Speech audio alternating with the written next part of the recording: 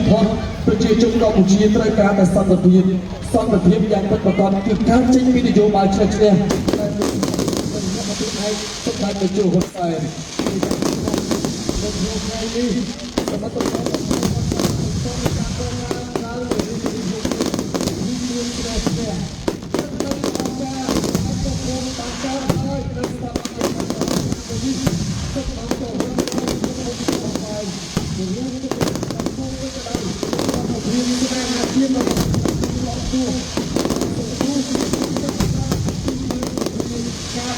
ភាពការចប់សុខភាពស៊ីវិលនៅក្នុងប្រទេសរបស់យើង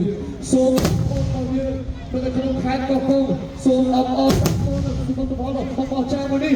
សូមហូរជូននៅនយោបាយប្រជានិងអរគុណសន្តិភាពហូរជូនបាទបងប្អូនសុខភាពវីដេអូខាងក្រោយខំមុខព្រៀបបង្ហាញទៅកាន់ពិភពលោកទាំងអស់គ្នាសុខភាពរបស់ប្រជាជនកម្ពុជា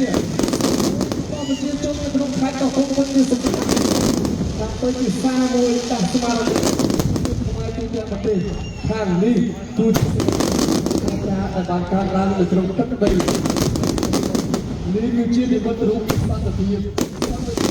ថ្លៃមិនអាចកាត់ថ្លៃបានសូមអរគុណរួមគ្នាសាមគ្គីតែការជួយនេះគឺយោបល់របស់អ្នកបទឯកបានតែនាំទៅនឹងការឯកភាពយ៉ាងពេញលេញបាទសូមបងប្អូនតាមតាមនៅប្រើប្រាស់នៅក្នុងប្រើនៅសំដែងទៅក្នុងសាលាសំដែងទៅក្នុងបងប្អូនមកយើងទាំងអស់នៅក្នុងភាពយូរមកចូលរួមសកម្មវិស័យទេសចរ